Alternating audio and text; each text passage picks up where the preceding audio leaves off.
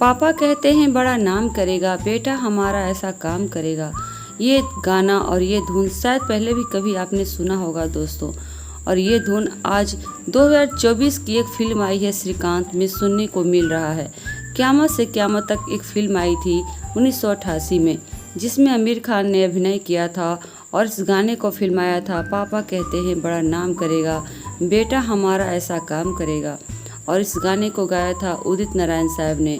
और यह गाना इतना फेमस था कि उस ज़माने के लोग ये हर बेटे के पास ये गुनगुनाया करते थे कि गाना पापा कहते हैं बड़ा नाम करेगा, बेटा हमारा ऐसा काम करेगा। यह फिल्म 1988 में आई थी और इस गाने को पार्श्व गायक के रूप में फिल्म फेयर अवार्ड भी मिला था। अब एक फिल्म आई है श्रीकांत, जो 10 मई 2024 को रिलीज हुई है और यह श्रीकांत बोला के जीवन पर आधारित बनाई गई फिल्म श्रीकांत है।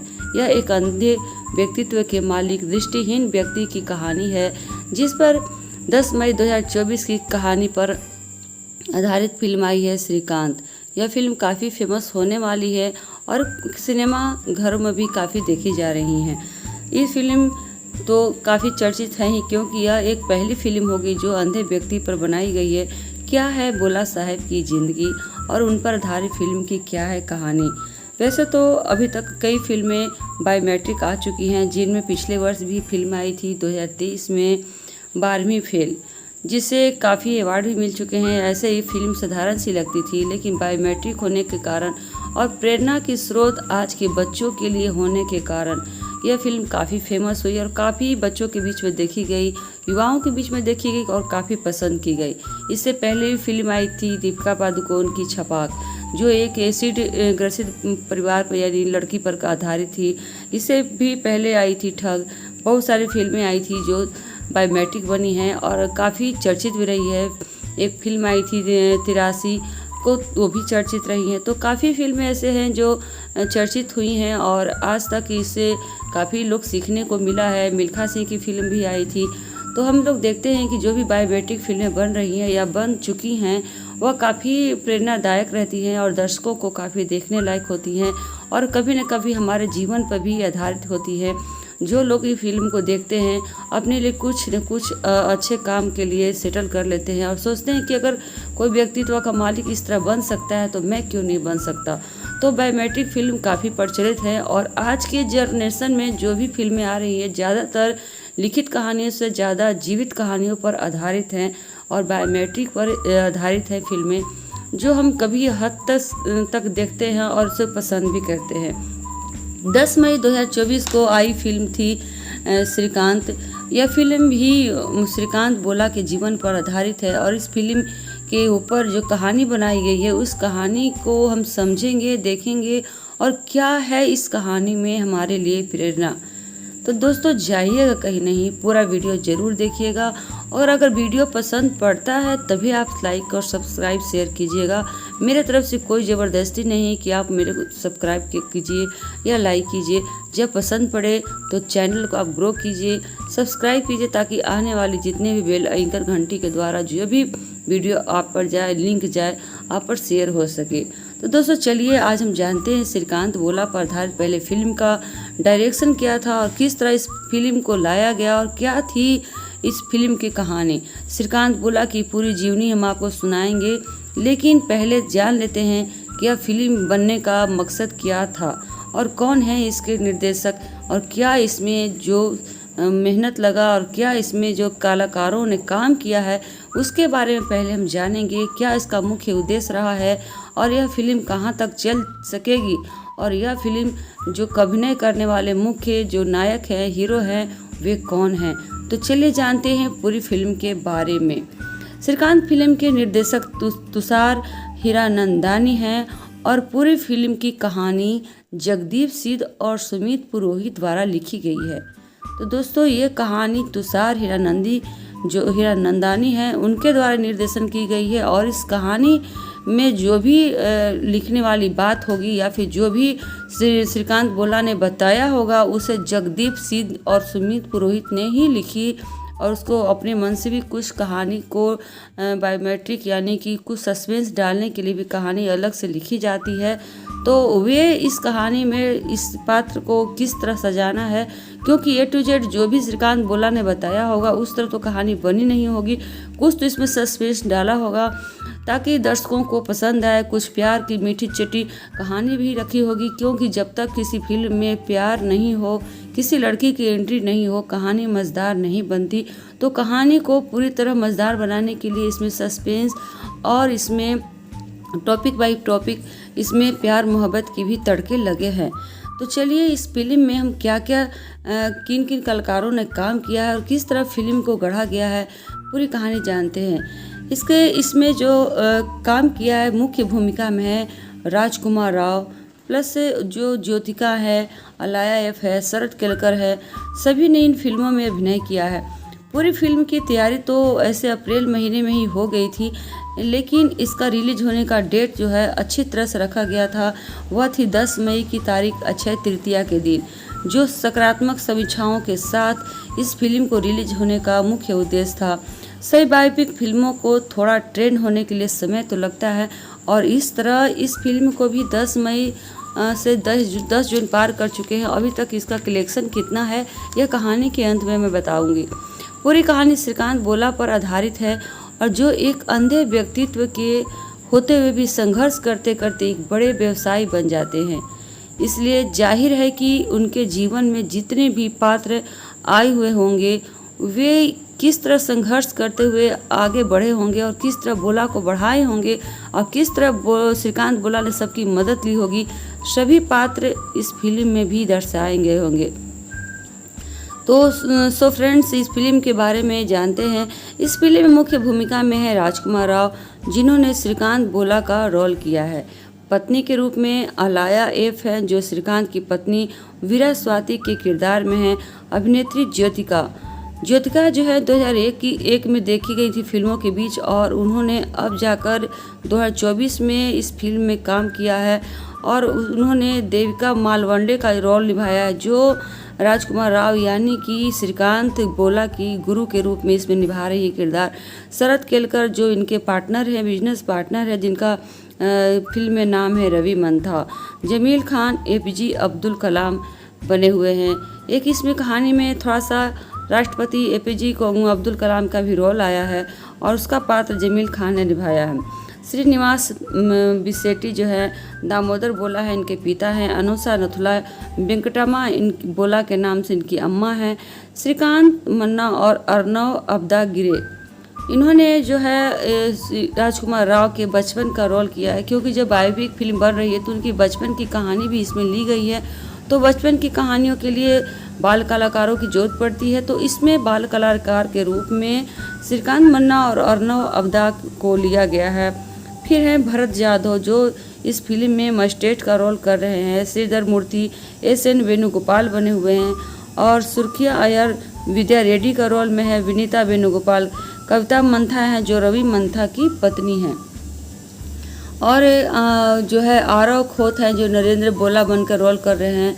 अक्षय चौधरी है, जो युवा नरेंद्र का रोल कर रहे हैं। इस तरह जितने भी पात्र या एक्टर हैं इसमें जो अभिनय कर रहे हैं, वे सभी श्रीकांत बोला के बताए गए असली ज़िंदगी में आने वाले ही पात्र हैं, जो इस फिल्म में दिखाए गए हैं।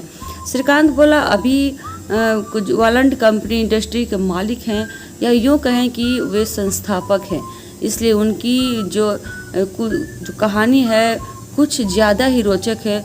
तब जाकर तुषार जो है इन्होंने अपना ये फिल्म बनाने का मन बनाया कि किस तरह मैं इस फिल्म में इस तुषार हीरानंदानी ने मेहनत की है, और तुषार हीरानंदानी को इसके लिए काफ़ी पापड़ बेलने पड़े हैं, क्योंकि बायोग्राफी किसी के जीवन का निकालना बहुत मुश्किल काम है, और जो बायोग्राफी बताते हैं उनके लिए समय निकालना काफ़ी मेहनत का काम होता है। इस तरह ही तुषार हीरानंदानी के लिए भी एक कष्ट का काम था, क्योंकि उनके पास समय नहीं था कि वे श्रीकांत बोला के से मिले, और श्रीकांत बोला के पास भी समय नहीं था कि अपनी बायोग्राफी किसी को बताने के लिए ज़्यादा समय दे सके। लेकिन तुषार हीरानंदानी ने हार नहीं मानी, और उन्होंने उनके पार्टनर रवि मंथा से पहले मुलाकात की। रवि मंथा जो तो इनके श्रीकांत बोला जी के पार्टनर भी हैं, सहयोगी भी हैं, दोस्त भी हैं, और उन्होंने शेयर भी किया इस कंपनी में। तो उन्होंने यह राय भी दिया कि अगर इस तरह होता है तो जो हमारे श्रीकांत बोला है वो काफ़ी फेमस भी हो जाएंगे। और एक अंधे व्यक्ति के लिए किस तरह इतनी बड़ी कंपनी का खड़ा करना और क्या क्या उनके बीच ज़िंदगी में आई परेशानियाँ, बचपन कैसे कटा, इस कहानी को उजागर करना एक फिल्म ही ऐसा माध्यम हो सकता है जिसके द्वारा वह आगे की अपने जीवन की सारी गाथा को दुनिया के सामने रख सके। क्योंकि एक व्यक्तित्व का मालिक जो खुद का सीईओ है, उनके पास इतना समय नहीं कि वह दुनिया को अपनी कहानी गढ़कर सुनाए। लेकिन फिल्म एक ऐसी कहानी होती है, ऐसी बायोग्राफी होती है जो किसी के किरदार को निभाकर और उस किरदार में आई परेशानियों को बताकर किसी के बारे में उसके जीवन के छोटी मोटी परेशानियों को यानी कहे कि जीवन का हीरो बना देता है यह फिल्म। श्रीकांत बोला ने अपने ऊपर बनी फिल्म को बनाने के लिए हाँ कर दिए और फिर बोला की कहानी सुनी गई और राजकुमार राव को इसके लिए मुख्य भूमिका में चुन लिया गया।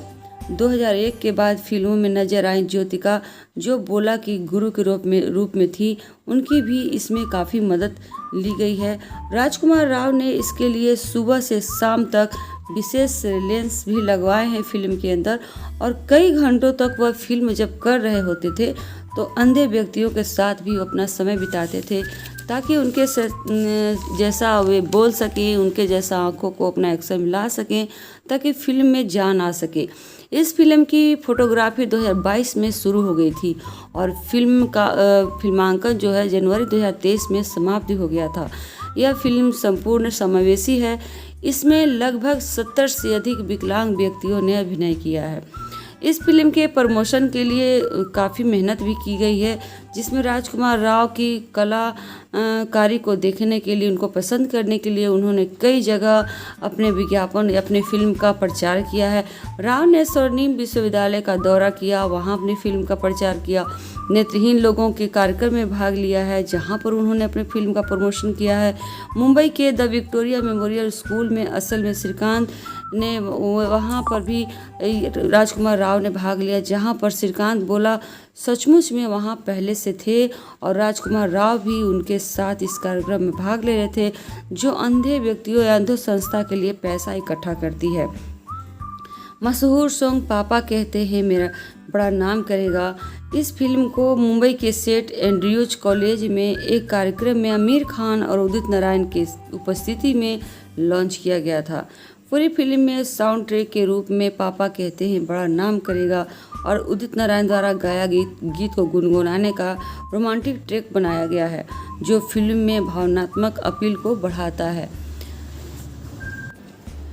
इस फिल्म में लगभग 5 गाने गाए गए हैं। गाने का जो बोल है तू मिल गया, पापा कहते हैं और फिर तुम्हें ही अपना माना है, जीना सिखा दे।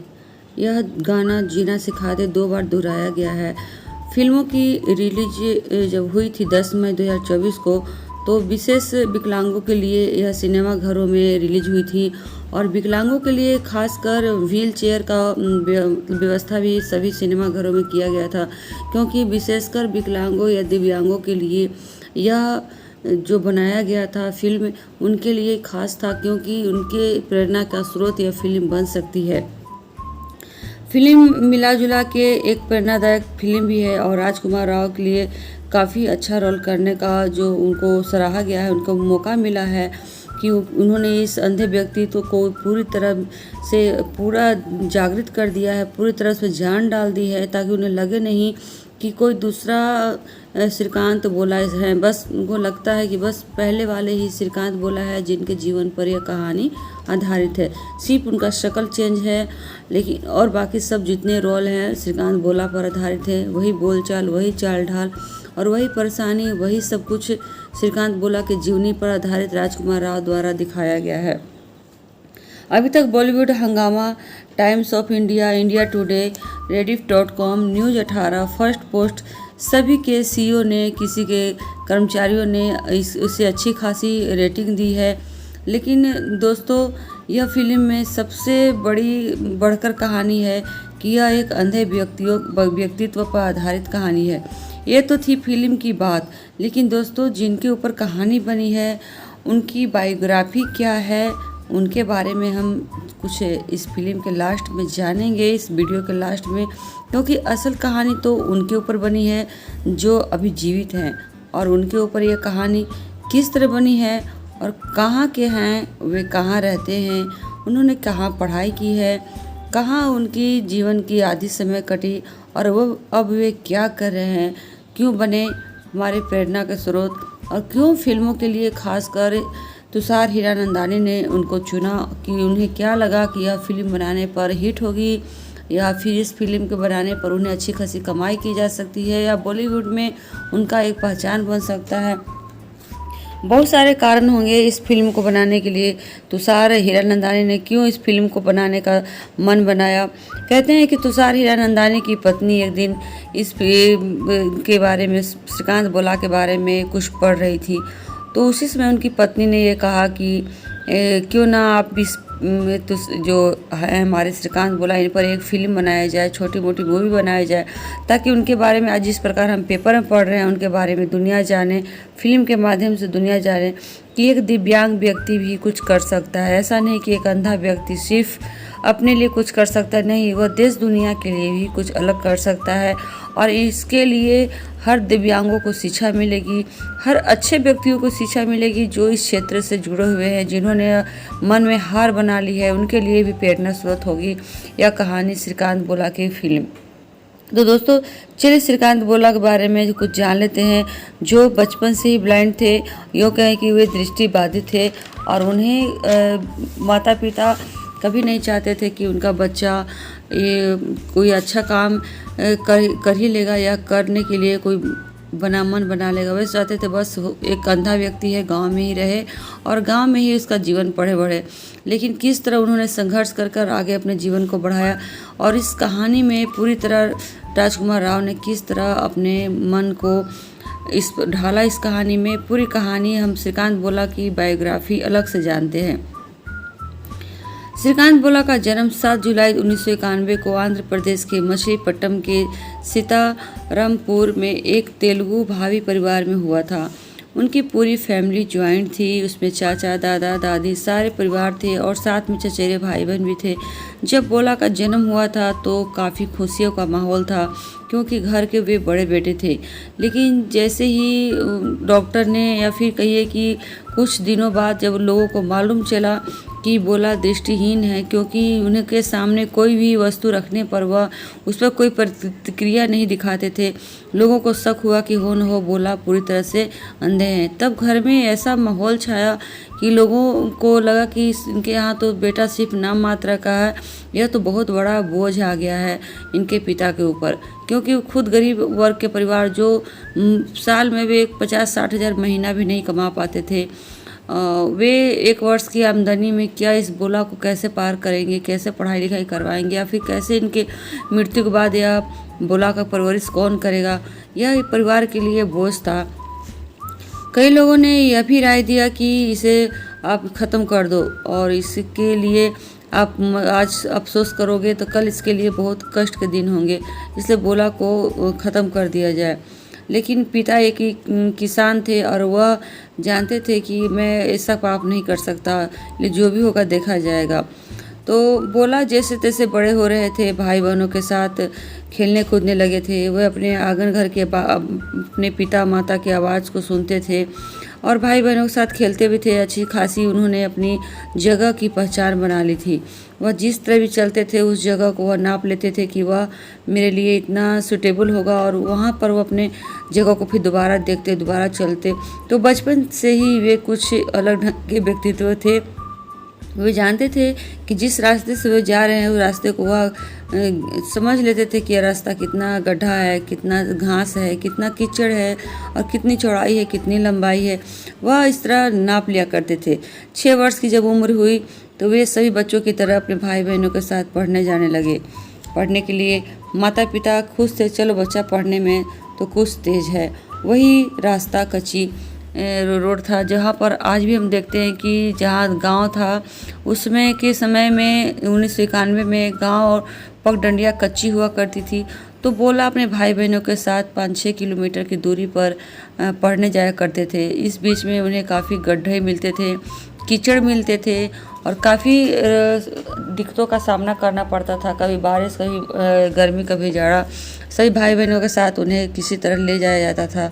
कभी अपने आप भी वो चला करते थे। माता पिता उनके साथ कभी कभी जाते थे। वे अपने घर के सब कामों में हाथ बटाते थे। छोटे थे लेकिन अपनी दादी के साथ वह कभी पगडंडियों पर जाते थे, धान के दिनों में धान भी काटते थे और अपनी दादी के साथ खेतों में भी जाते थे। कभी कभी वे नारियल तोड़ने के लिए पेड़ पे भी चढ़ जाते थे। इस दौरान एक बार बोला गिर भी गए थे कि नारियल उनके ठेगने में चोट भी लग गया था और फिर उन्होंने संभल कर काम लिया। बोला जब 8 वर्ष के हुए, अब पढ़ने में काफ़ी अच्छे थे, तब उनके हैदराबाद के चाचा ने उन्हें हैदराबाद के नेत्रहीन बोर्डिंग स्कूल में भर्ती करवाने का सलाह दिया। पिताजी जैसे तैसे पैसे का जुगाड़ करके बोला को वहाँ पर बोर्डिंग स्कूल में, जहाँ पर नेत्रहीनों का बोर्डिंग स्कूल था, वहाँ हैदराबाद में इन्हें डलवा दिया, जहाँ पर इनके पढ़ाई के साथ साथ बोला को स्विमिंग, क्रिकेट और शतरंज भी इसी स्कूल में सिखाया जाने लगा। लेकिन वहाँ भी इनके साथ काफ़ी दुर्व्यवहार किया जाता था, क्योंकि वहाँ पर सीमित खाना, सीमित कपड़े पहनना, सीमित टाइम का यूज करना बोला को खलता था, एक बंद जेल की तरह लगता था। राजकुमार राव की अभिनीत फिल्म में भी ये सारे गुणों का समावेश किया गया है। जब बोला छोटे थे और गांव के स्कूल में जाया करते थे, वहाँ भी भेदभाव होता था, इन्हें पीछे बिठा दिया जाता था और जो भी खेल स्कूल में होते थे उनसे इन्हें वंचित रखा जाता था। तो बहुत सारे इन्होंने अपने बायोग्राफी में सारी बातें बताई हैं। उतनी बातें फिल्मों में भी डाली गई हैं, लेकिन वीडियो में उतनी बातें मैं नहीं डाल सकती, क्योंकि वीडियो काफ़ी लंबी होती चली जाएगी और उबाऊ हो जाएगी। तो बोला जैसे तैसे करके हैदराबाद के स्कूल में पढ़ने लगे और वहीं उन्होंने 10वीं में 90% अंक से पास किया। लेकिन 90% अंक इनके लिए बहुत कम लग रहा था और इन्हें जिस तरह मेहनत की थी उसके अनुसार इन्हें बहुत ही अंक खलता था कि मैं इतना कम कैसे लाया। तब इन्होंने साइंस की पढ़ाई पढ़ने का अपना मन बना लिया, लेकिन साइंस की पढ़ाई के लिए इन्हें कहीं भी मौका नहीं मिल रहा था। सभी इंस्टीट्यूट जो थे वे इन्हें साइंस की पढ़ाई करने के लिए मौका नहीं दे रहे थे। इन्होंने 12वीं 98% अंक से पास किया और फिर इन्होंने IIT में अपने पढ़ाई के लिए अप्लाई करना चाहा, लेकिन भारत की कंपनियां जो थी सिर्फ आंखों वाले को ही देखती थी। जो आंखें होंगी वही कंपनी को आगे बढ़ा सकता है। जिनके पास आंखें नहीं है वो कंपनी के लिए क्या काम करेगा या क्या पढ़ाई करेगा। बस सारे IIT जो जितने भी संस्थान थे सब ने एक ही जवाब दिया कि नेत्रहीन बच्चों के लिए मेरे यहाँ कोई सीट नहीं। लेकिन बोला ने हार नहीं मानी। उन्होंने साइंस पढ़ाई करने के लिए अपने गुरु ज्योतिका जो बनी हुई हैं उनके साथ उन्होंने केस भी लड़ा है और फिर एक दिन उन्होंने 6 महीने बाद इस पढ़ाई को लेकर उन्हें साइंस पढ़ने के लिए उन्हें डिग्री मिल गई। तब बोला को एक मौका मिला, उसमें 12वीं पास होने का जब मौका मिला था अब्दुल कलाम जी के एक इवेंट में जाने का, जहां पर उन्हें बोलने का मौका मिला था। तब इनके द्वारा राष्ट्रपति के द्वारा एक सवाल पूछा गया था सभी बच्चों से कि आप क्या बनना चाहते हो। तो बोला ने एक ही शब्द कहा था कि मैं एक देश का पहला नेत्रहीन राष्ट्रपति बनना चाहता हूँ। और यही बात जब राष्ट्रपति जी ने सुना तो उनके मन में यह बात चुभ गई कि एक बच्चा, अंधा बच्चा, जिसने lead India 2020 the second national युवा जो चल रहा था इवेंट, उसमें उन्होंने यह बात बाद में भाषण में बताया कि एक अंधे बच्चे ने, जिसका नाम था श्रीकांत, बोला मुझे ये कहा था कि मैं राष्ट्रपति बनना चाहूँगा, जो नेत्रहीन देश का पहला राष्ट्रपति होगा। मैं उस बच्चे को हार्दिक मदद करना चाहता हूँ और उसे स्कॉलरशिप देकर मैं उसे पढ़ाना चाहता हूँ, ताकि भावी देश का राष्ट्रपति बनने का शायद उसे मौका मिल जाए, शायद उसके मन की बात पूरी हो जाए। और तब स्कॉलरशिप के द्वारा उनका एडमिशन MIT अमेरिका में हुआ और उन्होंने वहाँ से अच्छी पढ़ाई की।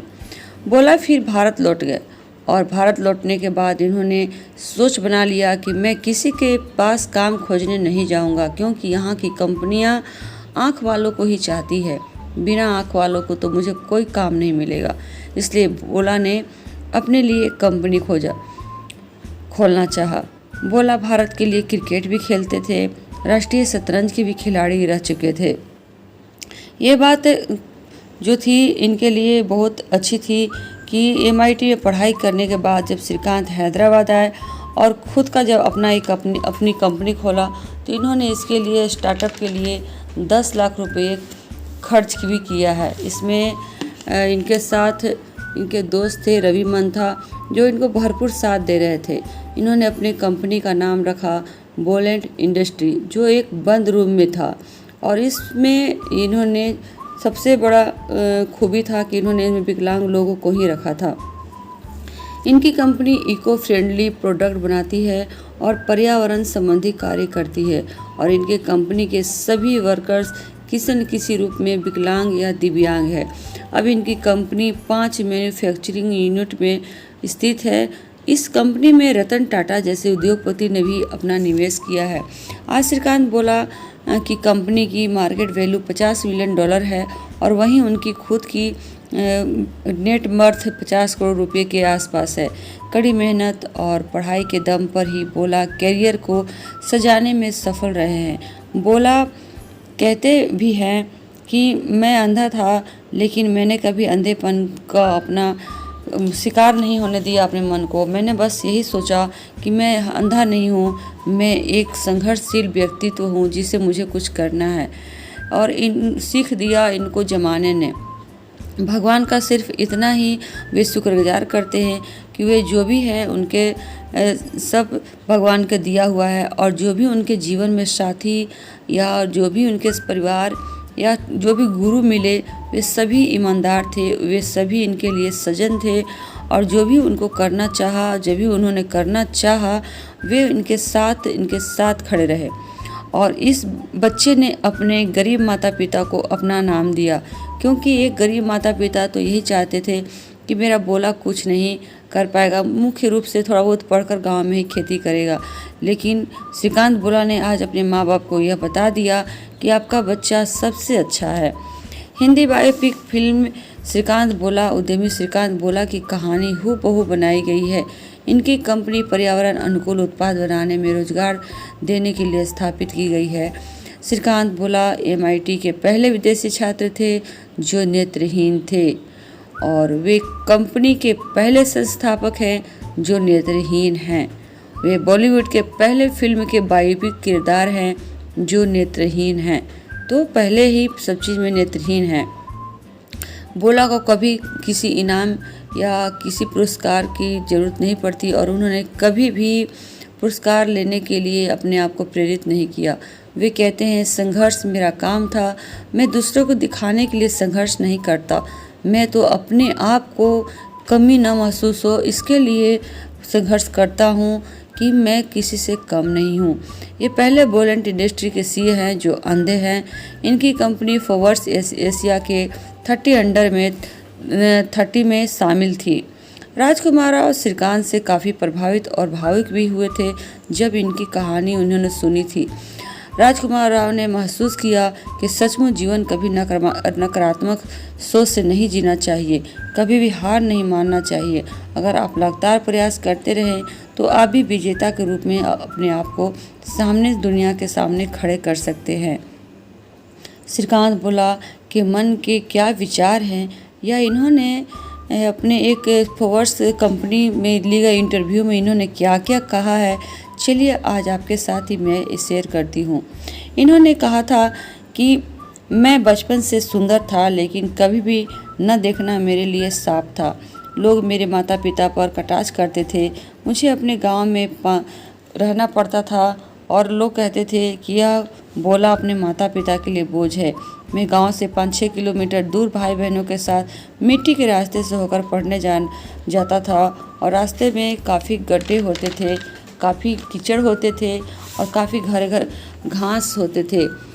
सभी रास्तों को मैं प्रतिदिन पहचानता, कितने पैर चलने पर घास मिलती है, इतने पैर से गड्ढे मिलते हैं, इतने पैर से कीचड़ मिलते हैं, इतने दूर मेरा स्कूल है, इतना समय लगता है, इतनी धूप होती है, इतनी जगह होती है, इतनी टेढ़े मेढ़े रास्ते। मुझे प्रतिदिन रास्तों का ज्ञान करने के में बड़ा मज़ा आता था।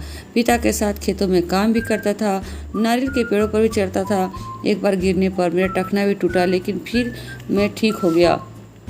फिर बोला इंटरव्यू में कहते हैं कि जब वे स्कूल में गए तो वहाँ के बच्चे इन्हें पीछे बिठा दिया करते थे और खेलों से इन्हें वंचित रखा गया था।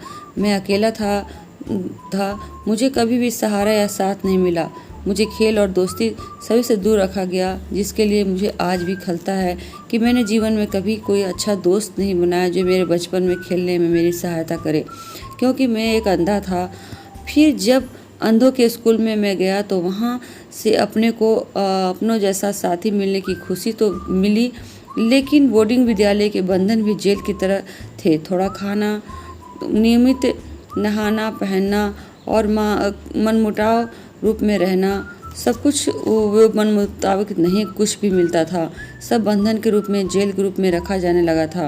लेकिन मैंने भी ठान लिया था, कुछ भी हो आराम नहीं करूँगा, और 1998 से अब तक कभी नहीं सही से मैं सो पाया हूँ।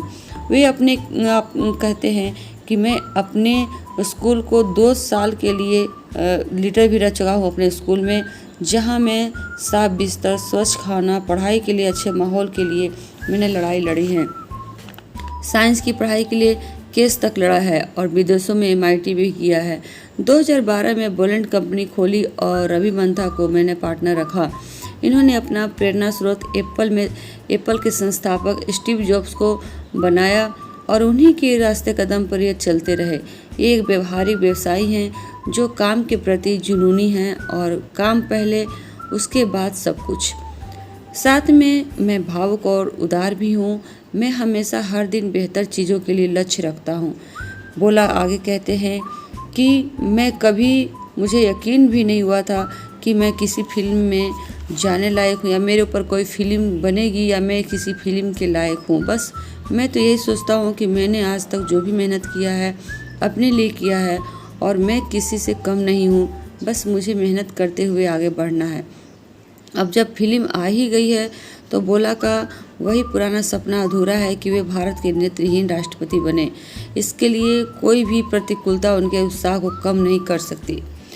बोला ने 2022 में अपनी प्रेमिका वीरा स्वाति से शादी की है और इस फिल्म में वीरा स्वाति के साथ उनके कई फिल्म प्रेम मोहब्बत की कास्ट गाने दिखाए गए हैं और किस तरह वे वीरा स्वाति से मिले हैं और किस तरह उन्होंने वीरा स्वाति को प्रपोज किया है और क्या क्या वीरा स्वाति का उनके जीवन में योगदान रहा। सभी फिल्म में कुछ बनाकर कुछ अलग से लिखकर भी डाली गई है ताकि फिल्म को रोमांटिक बनाया जा सके। वीरा स्वाति से शादी के बाद अब उनके 2 बच्चे हैं। उन्होंने बेटी का नाम नैना रखा है ताकि उनकी आंखों की नैना उनकी बेटी बन सके।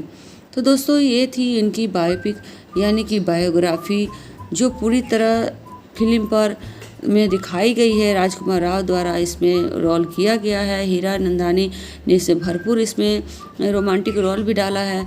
तो देखिए इस कहानी, इस फिल्म में कितना जान है, इसके लिए तो आपको कुछ आप मदद कर ही सकते हैं। देखने के बाद ही आप इस फिल्म को आगे ग्रो करवा सकते हैं। अभी तक भारत में इसका कलेक्शन करीब भारत और विदेश मिलाकर 65 पॉइंट कुछ करोड़ की आमदनी इस फिल्म में अभी आ चुकी है। लेकिन फिल्म धीरे धीरे ही चलेगी क्योंकि कहानी जो है किसी के जीवन पर लिखी हुई है जो लोगों को पसंद नापसंद पर निर्भर करती है।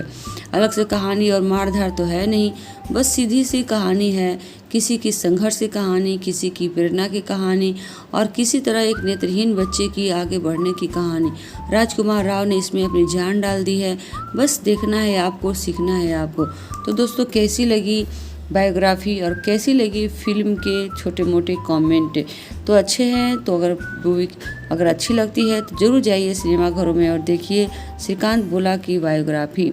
कैसी लगी कहानी, अच्छी लगी है तो शेयर ज़रूर करें क्योंकि शुरू में ही मैंने कह दिया था पसंद पड़े तो सब्सक्राइब करें और बेल आइकन घंटी ज़रूर शेयर करें, बेल आइकन घंटी ज़रूर प्रेस करेंगे तो ताकि आगे आने वाले लिंक आप पर जा सके।